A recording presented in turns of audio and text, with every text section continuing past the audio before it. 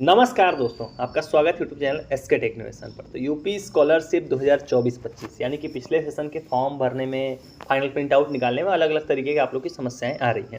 आज हो गई है 2 नवंबर और ऐसे में देखो डेट तो बीत चुकी है, जो आप सभी को मालूम है। इस पर मैं बार बार जो है कि रिपीट करता रहता हूँ कि जो है कि फॉर्म फाइनल प्रिंट आउट जमा करने की अंतिम डेट थी वो थी कल 1 नवंबर थी, वो बीत चुकी है। और आज जो है कि आपसे कॉलेज से जो है कि आपको जमा करना, फॉरवर्ड कराना सब जो है कि उसकी लास्ट डेट आज होने वाली है। तो सवाल ऐसे में ये आता है कि आखिर में फाइनल प्रिंट आउट तो देखो एरर, बहुत सारे एरर आप लोग को अलग अलग आ रहे हैं वहाँ पर।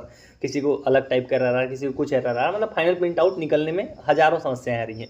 तो ऐसे में फाइनल प्रिंट आउट निकलेगा नहीं तो आखिर में आप जमा कैसे करोगे, और अंतिम डेट भी हो गई है और आज रविवार भी है साथ में। रविवार को ऐसे बहुत सारे कॉलेजेस बंद होते हैं। तो सवाल यह है कि आखिर में ये कैसे चीज़ सही होगी। तो थोड़ी सी आप लोग के लिए राहत की खबर निकल कर आ गई है। समाज कल्याण की तरफ से जो है कि आप लोग के लिए अपडेट निकल कर आई है कि शायद आप लोग के लिए अभी कंफर्म नहीं है वो, पर डेट बढ़ सकती है, जो तारीख है वो आगे बढ़ सकती है कुछ दिनों के लिए, 10 दिनों के लिए मांग की गई है। तो अगर ऐसा होता है तो आप लोग के लिए अच्छी खबर है। तो इस वीडियो के अंदर हम लोग क्या क्या कवर करेंगे मैं एक बार बता दूं। ये नोटिस देखेंगे जो आप लोग के लिए डेट बढ़ने को लेकर आई है। दूसरा, आप लोग के कुछ एरर आ रहे हैं उस पर भी थोड़ी बात करना जरूरी है। जो फाइनल प्रिंट आउट में आपको आ रहा है तो उसमें उसका सोल्यूशन क्या है, ये चीज़ें आप मेरे से पूछ रहे हो तो उससे अच्छा मैं इसी वीडियो में कवर कर लूँगा। तो आप वो भी देख लेना, आप एंड तक रुकोगे तो आपको एरर वाली चीज़ें भी देखने को मिल जाएंगी। तो वीडियो को अभी तक हमने लाइक नहीं किया, तुरंत लाइक कर दो। चैनल सब्सक्राइब नहीं कर रखा है, देखो सही अपडेट पानी है आपको तो तुरंत सब्सक्राइब करके रख लो। पहले नोटिस के ऊपर चलते हैं, क्या नोटिस आ रखा है जिसमें आपको ये जानने की ज़रूरत है। तो ये देखो डेट कब की है, 1 नवंबर 2025 यानी कल के डेट की है। अब ये है क्या, ये है बेसिकली जो जिला समाज कल्याण अधिकारी हैं वाराणसी के, बनारस के जो जिला समाज कल्याण अधिकारी हैं, उन्होंने लेटर लिखा है लखनऊ के जो निदेशक हैं, जो मेन टाइम टेबल बाकी चीज़ें जारी करते हैं, उनको ये लेटर लिखा है। समाज कल्याण अधिकारी जो बनारस के हैं उन्होंने लेटर किसको लिखा है, समाज कल्याण के जो विभाग के मेन है निदेशक हैं लखनऊ के, उनको लेटर लिखा है। लेटर में यही लिखा है कि आप लोगों को जो अलग अलग समस्याएं आ रही हैं उसके वजह से जो है कि, क्योंकि क्या होता है कि मान लो आपको कोई भी समस्या आ रही है तो आप अपने जिले के जो समाज कल्याण अधिकारी होते हैं उन तक जाते हो, तो सारी समस्याएं उन लोग को पता होती है जो जिला समाज कल्याण अधिकारी होते हैं। तो उन्होंने वो समस्या हाईलाइट किया लखनऊ, उन्होंने लेटर लिखा है कि भाई ये समस्या आ रही है तो डेट बढ़ा दिया जाए। तो वही राहत की थोड़ी सी खबर है। देखो इसमें उन्होंने क्या लिखा है, वित्तीय वर्ष 2024-25 में दसमोत्तर छात्रवृत्ति योजना अंतर्गत वंचित समस्त वर्गों के छात्रों का आवेदन पत्र के संबंध में कृपया उपयुक्त विषयक अधोक्षारी कार्यालय पत्रांक इतना इतना जो लेटर उन्होंने जारी किया था उसको संदर्भ ग्रहण करने का कष्ट करें, जिसके द्वारा वित्तीय वर्ष 24-25 में दसमोत्तर छात्रवृत्ति योजना अंतर्गत वंचित समस्त वर्गों के छात्रों के लिए पोर्टल खोले जाने हेतु समय सारणी जारी की गई है।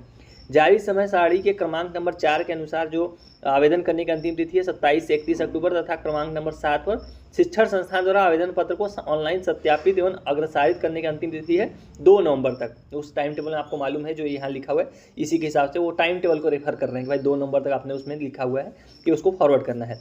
परंतु देखो जो आप लोगों का समस्या है वो यहाँ इन्होंने हाईलाइट किया है, परंतु सर्वर न चलने के कारण शिक्षण संस्थानों द्वारा छात्रों द्वारा भरे गए ऑनलाइन आवेदन पत्रों को 2 नवंबर यानी कि रविवार तक अग्रसारित किया जाना संभव नहीं होगा। मतलब ये पॉसिबल ही नहीं है कि एक दिन के अंदर अंदर पूरे कॉलेज आपके जो फॉर्म है उनको फॉरवर्ड कर सकें, क्योंकि एक तो रविवार भी है, ऊपर से सर्वर नहीं चल रहा, उसकी भी समस्या इन्होंने लिखी है।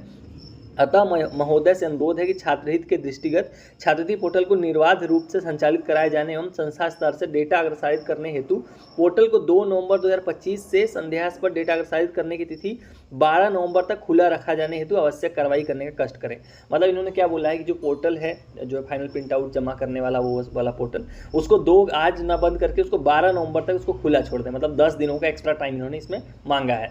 और देखो मांगा है तो हो सकता है इस पर एक्शन लिया जाए। और 2-3 जो न्यूज़ हाउसेज हैं उन्होंने भी इस चीज़ को कवर किया है। यहाँ देखिए इन्होंने एक तो मांग कर दिया, समाज कल्याण अधिकारी बनारस के इन्होंने लेटर लिखा है। तो चांसेस हैं कि आपके लिए जो है कि जो फाइनल प्रिंट आउट जमा करने का पोर्टल है वो खुला रह जाएगा अगले 10 दिनों तक।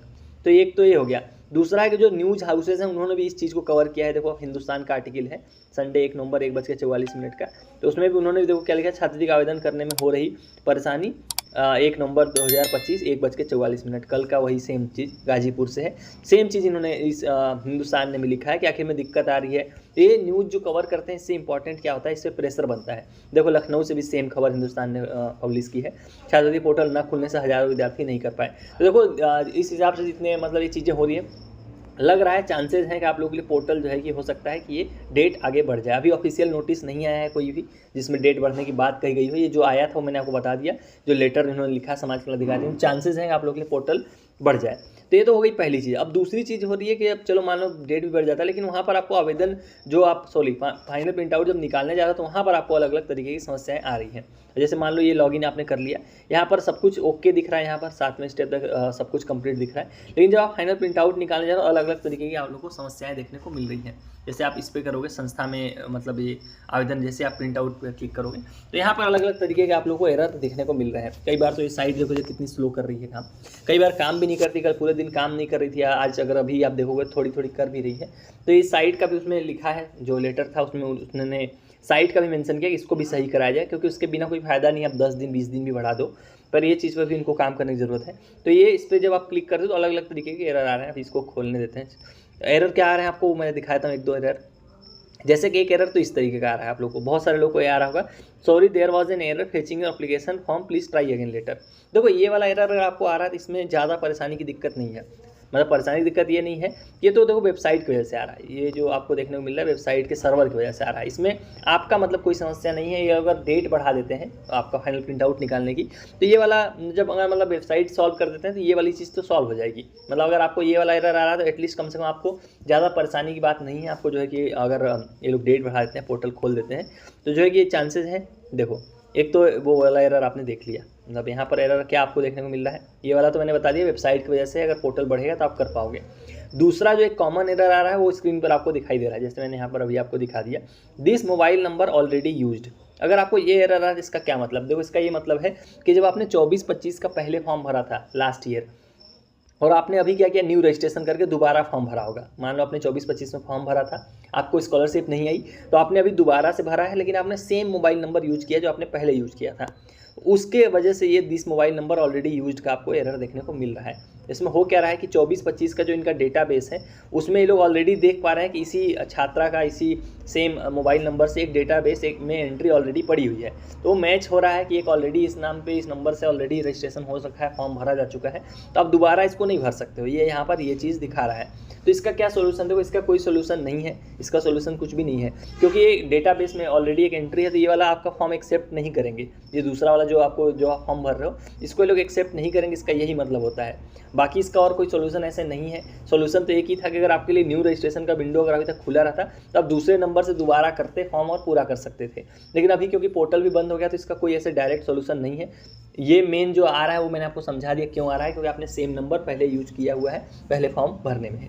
तो ये 2 एरर अभी आपको देखने को मिल रहे हैं। बाकी ज़्यादातर अगर आपका पोर्टल जो है कि अगर खुल जाता है, आपको अगर मौका मिलता है अगर फाइनल प्रिंट आउट निकालने का, जिनका इस तरीके का एरर आ रहा है या अन्य इसी टाइप के और भी एरर आ रहा है सॉरी करके या कुछ और वहाँ वेबसाइट पर लिख के आ रहा है, तो ये वाले लोग एटलीस्ट प्रिंट आउट निकाल के समय पर जो है कि जमा कर दें। सो ये था पूरा आप लोग का जो फाइनल प्रिंट आउट को लेकर जो सिनेरियो बन रहा है, मैंने न्यूज़ कवर कर लिए, आपको नोटिस भी दिखा दिया। बाकी और कोई अपडेट आती है ऑफिशियल तो टेलीग्राम चैनल पर मैं नोटिस डाल दूंगा और साथ में वीडियो के थ्रू भी कोशिश करूँगा आपको अपडेट करने की। सो चलिए गाइस, इस वाली वीडियो में इतना ही। Thank you for watching, stay tuned to SK tech innovation.